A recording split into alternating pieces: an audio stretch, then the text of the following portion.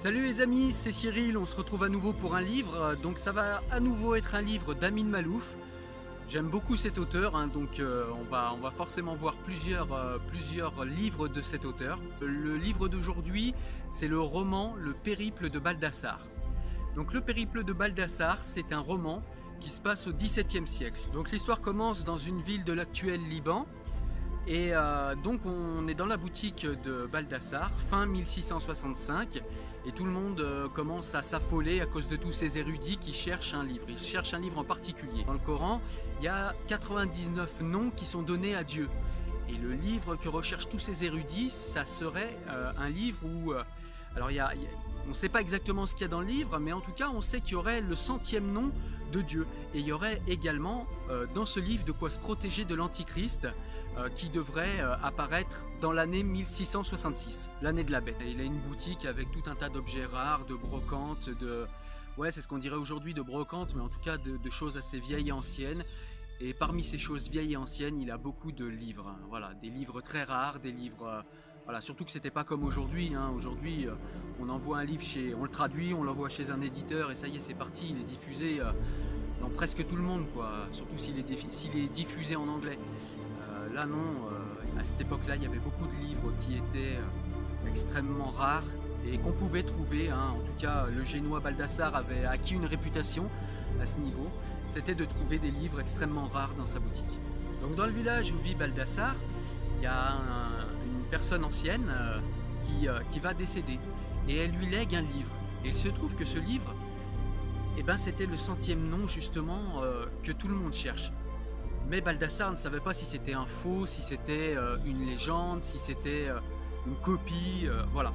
Et donc du coup, il a vendu ce livre à un chevalier occidental parce qu'il lui mettait la pression, il lui disait qu'il voulait absolument ce livre, il était prêt à payer très cher, il a même menacé autrement qu'en l'incitant par l'argent. Et du coup, Baldassare, n'ayant pas encore lu le livre et ne sachant rien du sérieux de ce livre, puisque de toute façon Baldassare n'était pas vraiment très religieux. Avant cette année 1666, la religion était quelque chose qui ne l'intéressait pas. Et du coup, il va décider de lui vendre ce livre. Mais comme tout un tas d'érudits cherchent ce livre, ça va finir par piquer la curiosité de notre ami Baldassare. Il va vouloir absolument retrouver ce livre, le 100e nom, pour répondre à ses questions, pour répondre à ses doutes. Et donc pour retrouver ce fameux livre, le 100e nom, il va aller dans tout l'Occident, dans toute l'Europe. Il n'ira pas jusqu'en Amérique, il va toutefois s'arrêter à Londres, il va s'arrêter en Angleterre. Donc, il va lui arriver tout un tas de péripéties. Il va discuter avec des religieux, il va aussi se confronter à la folie des religieux. Leur folie dans le sens où, à l'approche de l'année 1666, tout le monde a peur, tout le monde est dans une espèce de surexcitation. Alors parfois certains religieux sont contents que ce soit la fin du monde, d'autres ont très très peur. Voilà. Et du coup, toute cette peur, la peur de tous ces peuples, finissent par faire douter Baldassare, qui lui n'avait pas forcément de vision religieuse et n'avait pas forcément d'intérêt et d'attrait pour tout ce qui est religieux. Voilà. Baldassare va finir par se poser beaucoup de questions, des questions existentielles, des questions spirituelles. Baldassare va même trouver l'amour en cours de voyage. Comme souvent avec Amin Maalouf, ce roman est au niveau historique très fouillé. Donc on apprend beaucoup de choses sur l'époque, on apprend beaucoup de choses sur le XVIIe siècle de l'Orient. Et c'est vraiment intéressant. Donc au cours de ce voyage, vous vous en doutez, Baldassare a rencontré des gens extraordinaires. Il a rencontré aussi des gens beaucoup moins extraordinaires et beaucoup plus dangereux du coup. Et c'est ça qui va faire tout l'intérêt, tout l'attrait du livre. C'est-à-dire qu'il y a beaucoup d'aventures et en même temps il y a un fond spirituel tout au long du livre qui est extrêmement plaisant et extrêmement intéressant. C'est un livre où on est aspiré dans l'ambiance, on est aspiré dans l'époque, on est aspiré dans le XVIIe siècle de l'Orient, dans le XVIIe siècle également de l'Europe. Voilà, donc ce que j'ai beaucoup aimé dans le livre, je vous en ai un petit peu parlé, c'est qu'au niveau historique, il est extrêmement fouillé, extrêmement précis, comme souvent avec les romans d'Amin Maalouf. On se laisse emporter également, comme c'est le cas dans pratiquement tous les romans d'Amin Maalouf. Alors on n'est pas dans l'ambiance orientale ou orientaliste, j'ai envie de dire, des Mille et une nuits, dans cet Orient un petit peu lisse qu'on nous dessine parfois dans les romans. Ce que j'ai un petit peu moins aimé dans le livre, c'est que parfois, à certains moments, il y a des histoires qui arrivent, des péripéties qui arrivent à Baldassare. C'est un peu long, voilà, on se dit qu'il aurait pu éventuellement raccourcir et on se demande un petit peu pourquoi c'est aussi long.